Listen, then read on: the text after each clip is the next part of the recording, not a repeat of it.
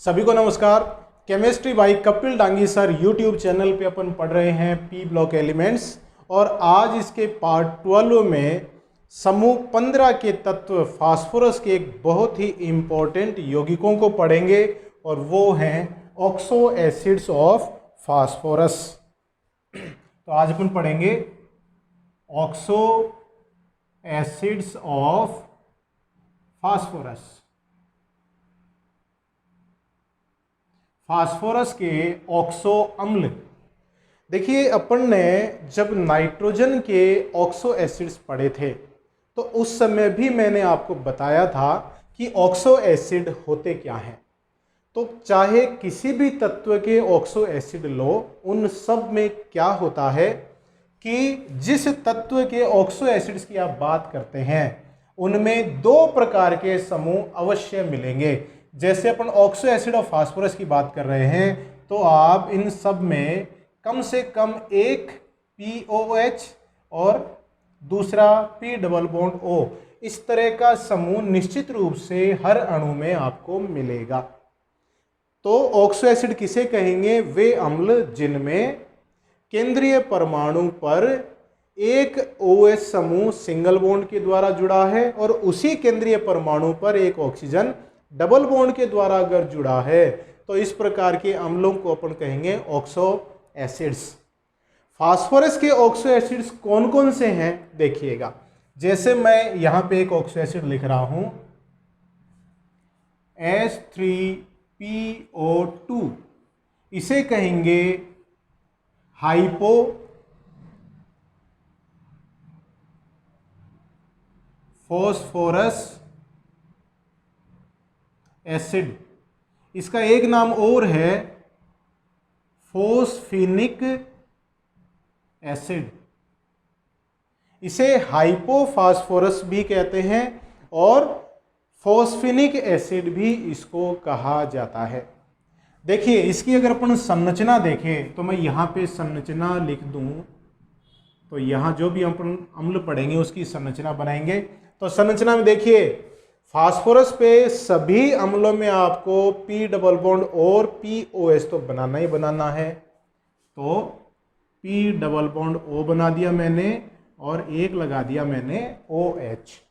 Clear है? अब देखो यहाँ क्या बच गया, दो ऑक्सीजन में से दोनों ऑक्सीजन काम में आ गए, हो गया ऑक्सीजन पूरा। फास्फोरस यहाँ पे है ही, तीन हाइड्रोजन में से एक हाइड्रोजन है वो ऑक्सीजन पे जुड़ा हुआ है, दो हाइड्रोजन बच गए। तो अगर ऑक्सीजन नहीं है तो जो बचे हुए हाइड्रोजन है उनको सीधा फास्फोरस से आप जोड़ दो। क्लियर? तो ये संरचना हो गई किसकी? हाइपोफॉस्फोरस एसिड की या फॉस्फेनिक एसिड की।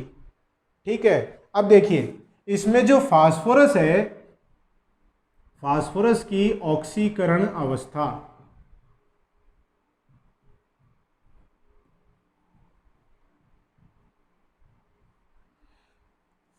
यह भी बहुत बार पूछा जाता है। तो ऑक्सीकरण अवस्था में देखिए क्या करते हैं कि अगर फास्फोरस के साथ ऑक्सीजन जुड़ा हुआ है तो उस बंध के इलेक्ट्रॉन ऑक्सीजन की तरफ गिनेंगे और अगर फास्फोरस के साथ हाइड्रोजन जुड़ा हुआ है तो उस बंध के इलेक्ट्रॉन फास्फोरस की तरफ गिनेंगे। तो देखिएगा, इस बंध में डबल बॉन्ड में फास्फोरस के दो इलेक्ट्रॉन हैं, दोनों किधर गिने गए? ऑक्सीजन की तरफ। तो इस ऑक्सीजन की वजह से आया +2। यहां पर सिंगल बॉन्ड है, OH समूह के द्वारा जुड़ा हुआ है, इसके इलेक्ट्रॉन ऑक्सीजन की तरफ गिने जाएंगे और इस बंध में फास्फोरस का है एक इलेक्ट्रॉन। तो इस बंध की वजह से फास्फोरस पे +1 और बढ़ गया। तो +2 इस ऑक्सीजन का, +1 इसकी वजह से बढ़ गया, तो हो गया +3। अब +3 में से दो बंध हैं PH बंध, इनके इलेक्ट्रॉन फास्फोरस की तरफ गिनेंगे। तो देखिए यहाँ दो इलेक्ट्रॉनों का फायदा हो गया, तो इन दो बंधों की वजह से फास्फोरस पे आ गया -2। तो -2 और +3 मिलके क्या हो गए? +1। तो हाइपोफॉस्फोरस एसिड है, उसमें फास्फोरस का ऑक्सीकरण अवस्था है +1। अब नेक्स्ट अपन देखते हैं बंधों के प्रकार। बंधों के प्रकार अगर अपन देखें तो देखिएगा, एक इसमें P डबल बॉन्ड O है, एक इसमें POH बंध है और दो इसमें पीएच बंध है कि नहीं? एक पी डबल बॉन्ड ओ, एक पी ओ एच बंध है और एक पीएच दो पीएच बंध है। तो ये पूरी डिटेल हो गई आपके सामने हाइपोफॉस्फोरस एसिड या फॉस्फेनिक एसिड की। अब दूसरा देखिए, H3PO3, एक ऑक्सीजन बढ़ गया, तो ये है ऑर्थो फॉस्फोरस एसिड, जिसे फॉस्फोनिक एसिड भी कहते हैं। H3PO3 ऑर्थो फास्फोरस एसिड या इसे फॉस्फोनिक एसिड भी कहा जाता है। संरचना देखिएगा, वही फास्फोरस पे ऑक्सो एसिड है, तो फास्फोरस पे एक डबल बॉन्ड O लगा दो, दूसरा लगा दो OH। अब देखो यहाँ पे ऑक्सीजन कितने हैं? 3, 2 काम में आ गए, फास्फोरस काम में आ ही गया, एक हाइड्रोजन काम में आ गया। अब ऑक्सीजन बच गया एक, तो एक ऑक्सीजन बच गया तो उसको भी OH समूह के रूप में लिख दो, लिख दिया, ठीक है। अब देखो एक हाइड्रोजन और बच गया, ऑक्सीजन तो तीनों काम में आ गए, 1 2 3, एक हाइड्रोजन बच गया, उसको फास्फोरस के साथ सीधा यूं ही जोड़ दो। क्लियर है? तो ये संरचना हो गई आपके सामने ऑर्थोफॉस्फोरस एसिड या फॉस्फोनिक एसिड की। अब फास्फोरस की ऑक्सीकरण अवस्था क्या है इसमें देखिएगा, डबल बॉन्ड O की वजह से फास्फोरस पे आया +2, सिंगल बॉन्ड OH की वजह से आता है +1, तो 1+1 इस OH की वजह से, 1+1 इस OH की वजह से, तो टोटल हो गए +4। pH बंद की वजह से फास्फोरस पे आता है -1, +4 और -1 मिलके हो गए +3, तो इसमें फास्फोरस की ऑक्सीकरण अवस्था है +3। अब बंधों के प्रकार देखिए, एक इसमें P डबल बॉन्ड O है, 2 इसमें POH बंध है और एक इसमें PH बंध होता है। तो ये हो गए बंधों के प्रकार। एक देखिए पीएच बंध है, 2 POH है और एक P डबल बॉन्ड O है। तीसरे प्रकार का एसिड देखिए आप, H3PO4, एक ऑक्सीजन और बढ़ा दिया, तो इसका नाम है ortho phosphoric acid, orthophosphoric acid. संरचना बनाते हैं, फास्फोरस पे P डबल बॉन्ड O और OH, ये तो सब में लगाना ही लगाना है क्योंकि ऑक्सो एसिड है। अब देखिए फास्फोरस एक था, काम में आ गया, ऑक्सीजन कितने हैं? 4 में से 2 काम में आ गए, 2 ऑक्सीजन बच गए, हाइड्रोजन एक काम में आ गया, 2 हाइड्रोजन बच गए, मतलब 2 ऑक्सीजन बच गए और 2 हाइड्रोजन बच गए, तो ये क्या हैं? 2 OH समूह के रूप में इस तरह से फास्फोरस से जुड़े होंगे। क्लियर हो गया? अब फास्फोरस की ऑक्सीकरण अवस्था देखिए, P डबल बॉन्ड O की वजह से फास्फोरस पे आया +2 और POH बंध की वजह से आएगा +1। POH बंध कितने हैं? 3, 1 2 और 3, तो +3 तो यहां से आ गया, +2 आ गया P डबल बॉन्ड O की वजह से, तो कुल हो गया +5। तो ऑर्थोफॉस्फोरिक एसिड है, उसमें फास्फोरस है वो +5 ऑक्सीकरण अवस्था दर्शाता है। बंधों के प्रकार देखिए, एक इसमें P डबल बॉन्ड O है और 3 बंध इसमें POH प्रकार के हैं। PH प्रकार का कोई बंध इसमें नहीं पाया जाता है। ये बड़ी इंपॉर्टेंट है। ये देखिए बंधों के प्रकार, ये अपन क्यों देख रहे हैं ऑक्सीकरण अवस्था, ये आगे अपन क्वेश्चन भी हल करेंगे तो उसमें ये चीज़ बड़ी इंपॉर्टेंट हो जाती है, ठीक है ना। तो देखिएगा ये हो गए 3 प्रकार के एसिड। चौथा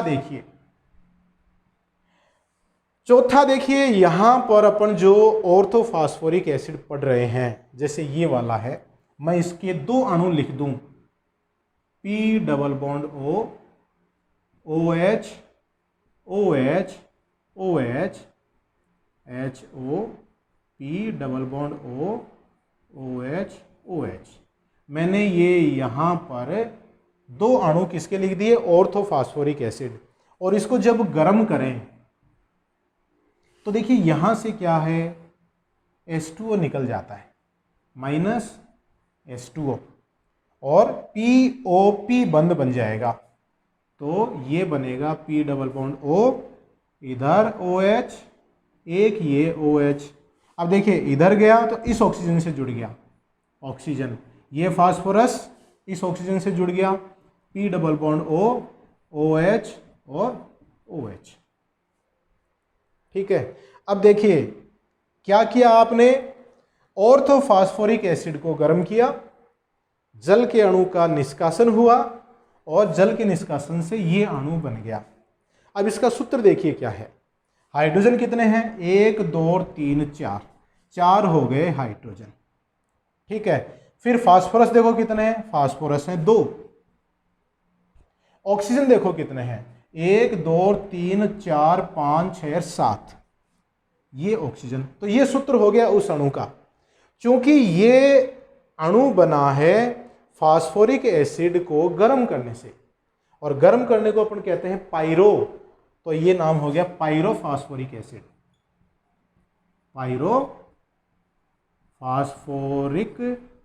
एसिड, पायरोफॉस्फोरिक एसिड इसको अपन कहेंगे H4P2O7 को। अब इसमें फास्फोरस की ऑक्सीकरण अवस्था देखिए क्या है, यहां P डबल बॉन्ड O की वजह से फास्फोरस पे +2, OH समूह की वजह से +1, इस OH की वजह से +1, और यहां भी ऑक्सीजन सिंगल बॉन्ड से जुड़ा हुआ है, तो इस सिंगल बॉन्ड की वजह से भी फास्फोरस पे +1 ही आएगा। तो देखिए कितना हो गया, +2 +1 +1 और +1, तो हो गया +5। तो इसमें जो फास्फोरस है उसकी ऑक्सीकरण अवस्था +5 होती है। बंधों की प्रकृति देखिए, इसमें 2 तो P डबल बॉन्ड O हैं, ये रहा P double bond O, P double bond O। POH कितने हैं, 1 2 3 4, 4 इसमें POH बंध हैं, और एक अलग बंध प्राप्त हो गया, POP बंध आ गया, POP। तो एक बंध इसमें POP प्रकार का भी होता है। क्लियर है चीज? ठीक है, 5th टाइप से अपन जो पढ़ेंगे वो देखिएगा। अभी अपन ने देखा कि ऑर्थोफॉस्फोरिक अम्ल के 2 अणुओं को आपने गर्म किया। अगर मान लो इस तरह के बहुत सारे अणु हैं, उनको जो अपन गर्म करें, तो देखिए 5वें प्रकार का, मैं इसको यहां से शुरू कर दूं, थोड़ा लंबा चलेगा ये। जैसे 5वें प्रकार का, जैसे ऑर्थोफॉस्फोरिक एसिड का सूत्र लिख रहा हूं मैं, P double bond O, OH OH OH। दूसरा अणु लिख रहा हूं P double bond O, OH OH OH, और लिख दूं यहां पे P double bond O, OH OH OH, और इस तरह से बहुत सारे अणु अगर अपन रेखीय रूप से लिखकर और फिर गर्म करें तो देखिएगा यहां से H2 निकल जाएगा,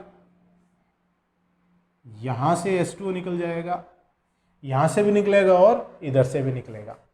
तो जो संरचना बनेगी वो संरचना देखिए, इधर मैं ऑक्सीजन लगा दूं, ये इधर देखिए, ये H तो निकल जाएगा H2O के रूप में, तो ऑक्सीजन, ये ऑक्सीजन, और इस ऑक्सीजन के साथ में डैश जैसी 10 श्रृंखला है, फास्फोरस डबल बॉन्ड O, ये फास्फोरस डबल बॉन्ड O, एक OH आ गया, OH। ठीक है, फिर आ गया यहाँ पे O, P double bond O, फिर OH, फिर O आ गया, देखिए ये O, P double bond O, OH, और फिर ये O आ गया, और फिर ये फास्फोरस, ये डबल बॉन्ड O, यहाँ OH, और फिर यहाँ पे O आ गया, और इस तरह से ये श्रृंखला आगे जुड़ती चली जाती है कि नहीं? तो देखिएगा इसमें अगर मैं इनको विभिन्न इकाइयों में देखूं तो देखिए ये एक इकाई हो गई, ये मैं यहाँ पे इसको, ये यहाँ पे मैं इसको बंद कर रहा हूँ, एक इकाई हो गई। इस तरह की इकाई ये आ गई, इस तरह की इकाई ये आ गई, इस तरह की इकाई ये आ गई, इस तरह से ये आगे बढ़ता चला जाता है। इस इकाई का सूत्र क्या है, HPO3। देखिए एक H है और एक P है, और ऑक्सीजन कितने, 3, फिर एक इकाई और आ गई यहां पे, इस तरह से मैं इसको भी बंद कर दूं, ये भी HPO3 है, फिर एक इकाई और आ गई इस तरह से, ये भी HPO3 है, और वैसे ही एक इकाई और आती चली जाएगी। तो इस तरह से इसका जो सूत्र है वो सूत्र देखिए क्या हो जाता है, इसका सूत्र हो जाता है HPO3 का होल n। इस तरह की n इकाइयां हैं वो आपस में जुड़ती चली जाती हैं। इसे कहते हैं पॉलीमेटाफॉस्फोरिक एसिड। पॉलीमेटाफॉस्फोरिक एसिड इसको अपन कहते हैं। इसमें जो फास्फोरस है उसकी ऑक्सीकरण अवस्था देखिए क्या होगी। फास्फोरस की ऑक्सीकरण अवस्था निकाल सकते हैं आप। फास्फोरस से ऑक्सीजन डबल बॉन्ड के द्वारा जुड़ा हुआ है +2, 1 2 और 3 ऑक्सीजन है वो सिंगल बॉन्ड के द्वारा जुड़े हुए हैं, तो एक एक प्लस यहाँ से आ गया, तो फास्फोरस है उसकी ऑक्सीकरण अवस्था होगी +5। बंधों के प्रकार तो इसमें बहुत से प्रकार के हैं। इसमें P डबल बॉन्ड O भी है, POH बंध भी है इसमें, और POP प्रकार के भी इसमें बहुत सारे बंध पाए जाते हैं। तो ये हो गया इसमें पॉलीमेटाफॉस्फोरिक एसिड। नेक्स्ट देखिएगा, यहां आपने 2 प्रकार से ऑर्थोफॉस्फोरिक एसिड को गर्म किया है। एक में तो सिर्फ 2 अणु आपस में जुड़े जिसको अपन ने पायरोफॉस्फोरिक एसिड बोला। यहां पे बहुत सारे अणु हैं वो एक रेखीय रूप में बहुलक का निर्माण कर रहे हैं, तो ये हो गया पॉलीमेटाफॉस्फोरिक एसिड। अगर फास्फोरिक एसिड ऑर्थोफॉस्फोरिक एसिड के 3 अणु इस तरह से गर्म करने पर निर्जलीकरण क्रिया करें कि एक चक्रीय अणु का निर्माण हो, तो देखिएगा कैसे। मैं यहां पे कर रहा हूं, phosphorus double bond OH, oxo acid में ऐसा होगा, इधर OH और इधर OH, एक अणु हो गया ऑर्थोफॉस्फोरिक एसिड का। फिर यहां दूसरा अणु phosphorus OH double bond O, एक OH इधर और एक OH इधर, दूसरा अणु हो गया। फिर तीसरा अणु देखिए, phosphorus OH double bond O, एक OH इधर एक OH इधर, ये 3 अणु हो गए। इनको जो अपन गर्म करें तो 3 H2O निकल जाएंगे। कहाँ कहाँ से?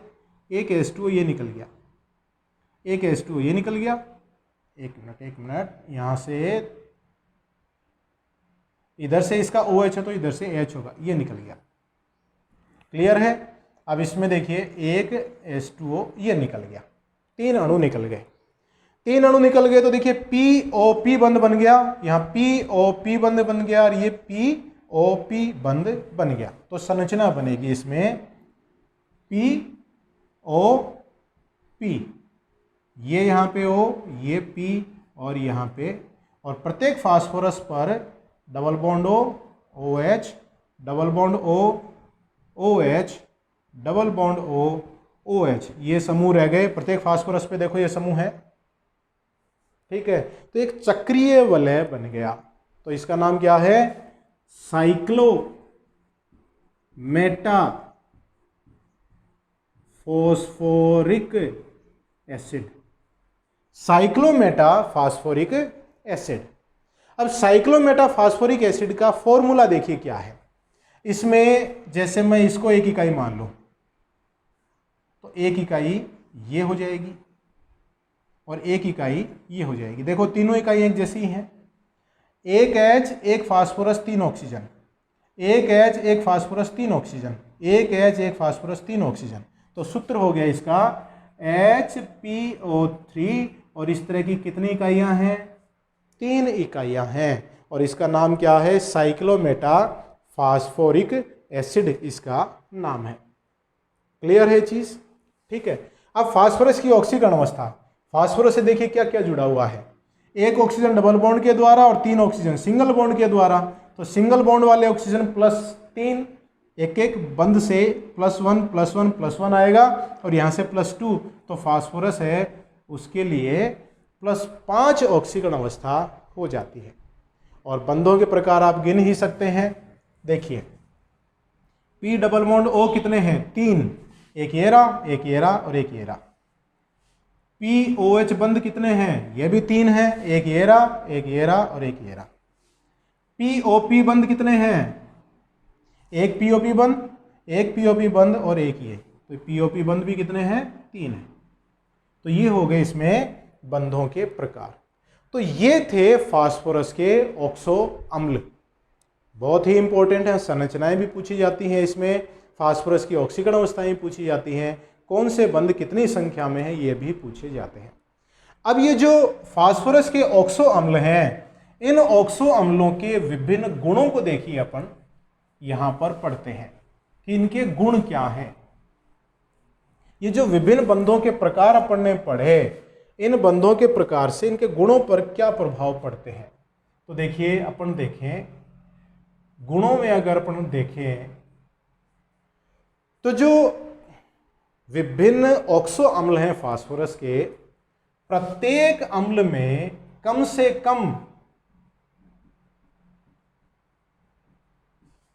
एक पी डबल बॉन्ड O और एक POH बंध निश्चित रूप से होगा।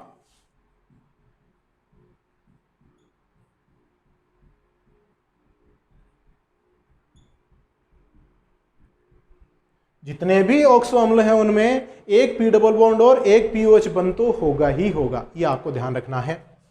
अब यहां पर जो POH बंध है,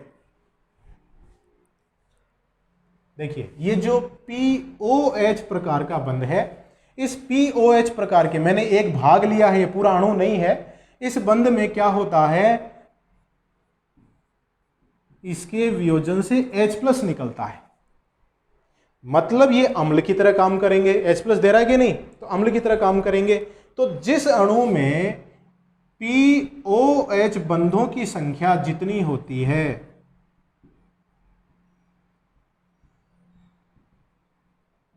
बंधों की संख्या जितनी होती है वह उसकी क्षारकता को दर्शाता है।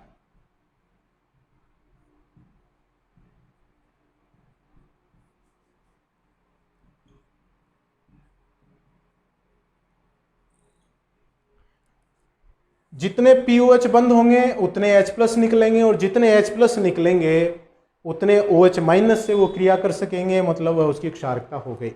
जैसे अपन देखें उदाहरण के तौर पर H3PO2, H3PO3 और H3PO4 की अगर अपन बात करें तो इनका तुलनात्मक अध्ययन करने के लिए आपको इनकी संरचनाओं का ज्ञान होना जरूरी है।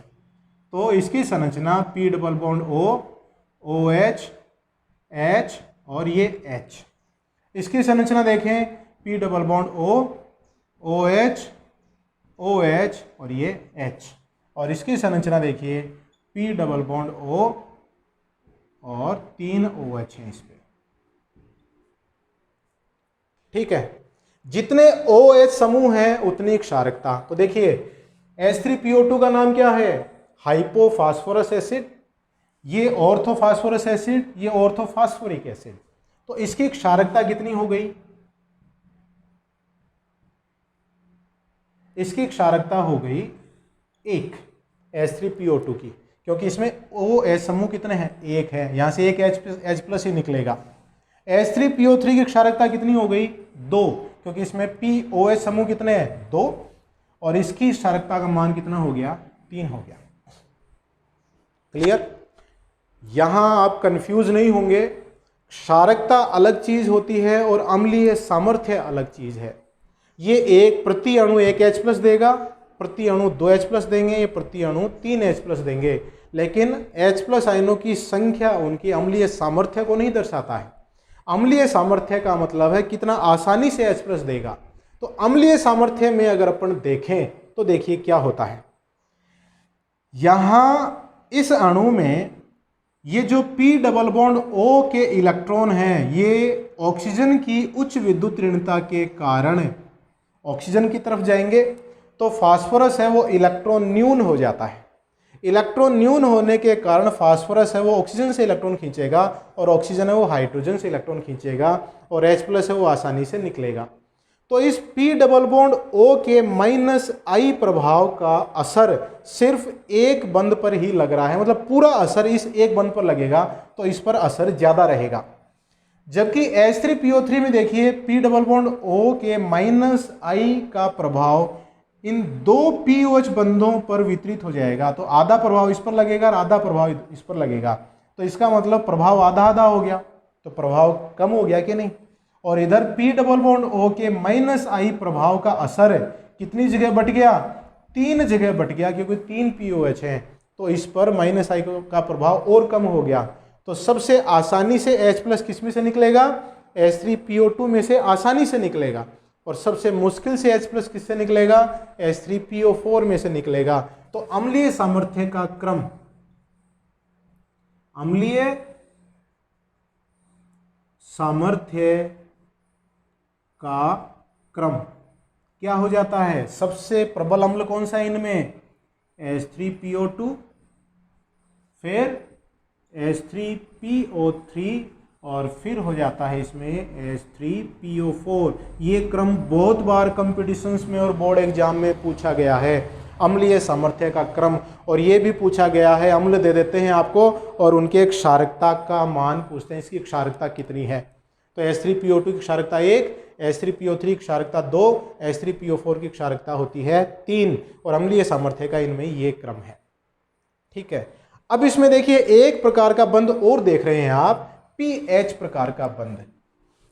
तो जो pH बंध होता है वह आयनित नहीं होता है,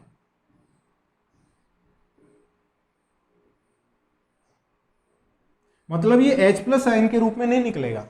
लेकिन जब ये अम्ल अभिक्रिया करेंगे तो ये जो हाइड्रोजन है यह किसी दूसरे अणु को अपचयित करने में काम आता है।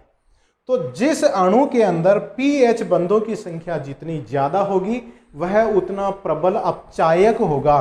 तो देखिए pH बंधों की संख्या ज्यादा तो अपचायक गुण ज्यादा, जिसमें pH बंध जितने ज्यादा हैं उसके अपचायक गुण उतने ही ज्यादा हैं। तो देखिए H3PO2 हाइपोफास्फोरस एसिड में pH बंध कितने हैं, 2। ऑर्थोफास्फोरस एसिड में pH बंध 1 है, और ऑर्थोफास्फोरिक एसिड में pH बंध है ही नहीं। तो अपचायक गुणों का क्रम क्या हो जाएगा इनमें, अपचायक गुणों का क्रम, अपचायक गुणों का क्रम सबसे प्रबल अपचायक हो गया H3PO2, फिर H3PO3 और फिर H3PO4। H3PO2 इन तीनों में प्रबलतम अपचायक है, कारण उसमें 2 pH बंध पाए जाते हैं, जबकि H3PO4 में कोई pH बंध नहीं पाया जाता है। तो 3 क्वेश्चन हो गए आपके सामने, क्षारकता का क्रम, अम्लीय सामर्थ्य का क्रम और अपचायक गुणों का क्रम। बोर्ड एग्जाम में और कंपटीशंस में इनमें से कोई ना कोई क्वेश्चन अवश्य पूछा जाता है। ठीक है, अब नेक्स्ट देखिएगा, जो ऑक्सो अम्ल हैं फास्फोरस के, उनमें फास्फोरस है वो अपनी उच्चतम ऑक्सीकरण अवस्था +5 दर्शाता है। अगर किसी अणु में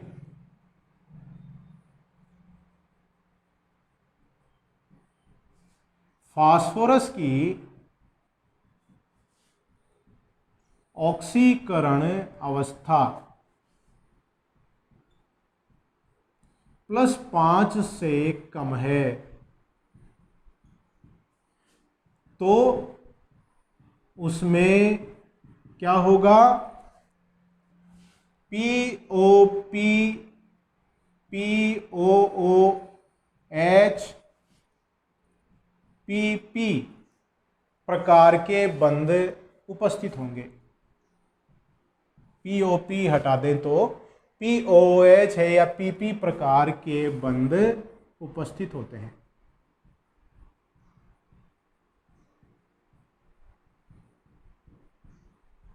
और यहां पर अपने एक बंध और शामिल कर सकते हैं pH। इस प्रकार के बंध उपस्थित हैं तो ऑक्सीकरण अवस्था का मान कम हो जाता है। तो ये है इस तरह के ऑक्सीकरण अवस्था में। अब देखिए, अगर किसी अम्ल में, ऑक्सो अम्ल में फास्फोरस की जो ऑक्सीकरण अवस्था है वो अगर उच्चतम भी नहीं है और निम्नतम भी नहीं है, मतलब बीच में कहीं है, तो उस प्रकार के अम्ल हैं वो असमानुपातन अभिक्रियाएं दर्शाते हैं। असमानुपातन अभिक्रियाएं दर्शाते हैं। असमानुपातन अभिक्रिया देखिए क्या है, वे अभिक्रियाएं जिनमें अभिक्रिया के दौरान जिस परमाणु का ऑक्सीकरण होता है उसी परमाणु का अपचयन भी होता है। यह अपन ने नाइट्रोजन के लिए भी देखा था। जैसे अपन यहां पे उदाहरण लें H3PO3। H3PO3 क्या है? ऑर्थोफास्फोरस एसिड। ऑर्थोफास्फोरस एसिड, इसमें फास्फोरस है वो +3 ऑक्सीकरण अवस्था दर्शाता है। ये अभिक्रिया करके क्या बनाता है? H3PO4 + PH3 बनाता है। तो ये है यहाँ पे 4 और ये 3, 4 × 12 हाइड्रोजन 12 और ये ठीक है संतुलित हो गया। ये बन गया H3PO4 ऑर्थोफॉस्फोरिक एसिड बन गया। इसमें फास्फोरस की ऑक्सीकरण अवस्था है +5 और ये बन गया PH3 मतलब फास्फीन, और इसमें फास्फोरस की ऑक्सीकरण अवस्था है -3 क्योंकि पीएच बंद है इसमें तीनों ही, और इस पीएच बंद के इलेक्ट्रॉन फास्फोरस की तरफ गिने जाएंगे, तो 3 बंदों के इलेक्ट्रॉन गिने जाएंगे, तो ये हो गया -3। तो देखिए क्या हुआ, फास्फोरस +3 था, +3 से +5 हो गया, तो क्या हो गया? इसका ऑक्सीकरण हो गया।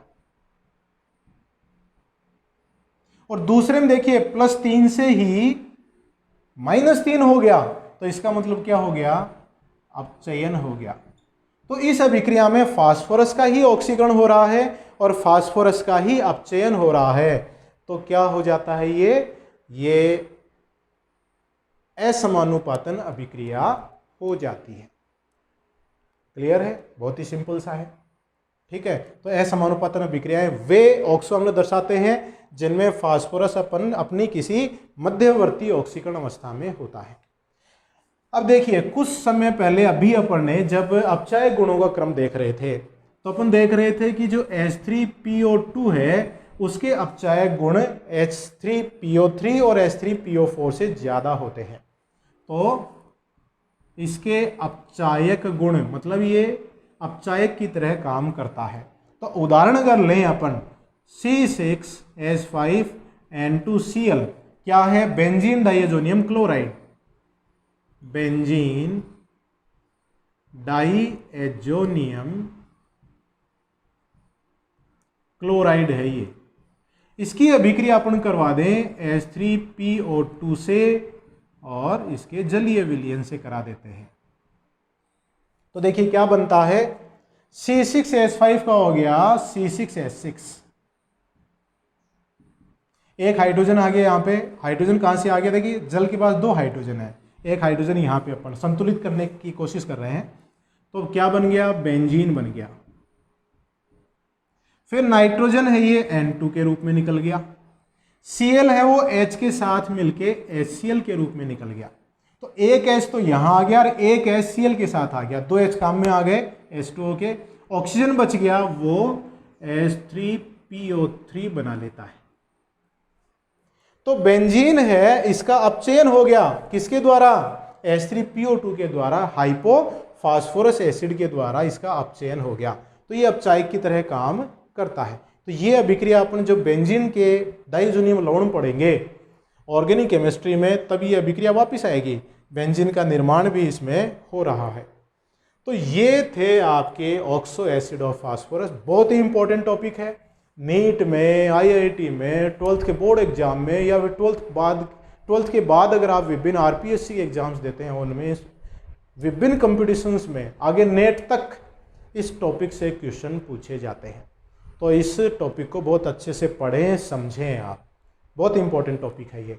तो ये आज अपन कर चुके हैं समूह 15 को कंप्लीट। नेक्स्ट वीडियो में अपन शुरू करेंगे समूह 16 के तत्व, जिनको अपन क्या कहते हैं? चाल्कोजेंस कहते हैं, या कैल्कोजन भी इनको अपन कह सकते हैं।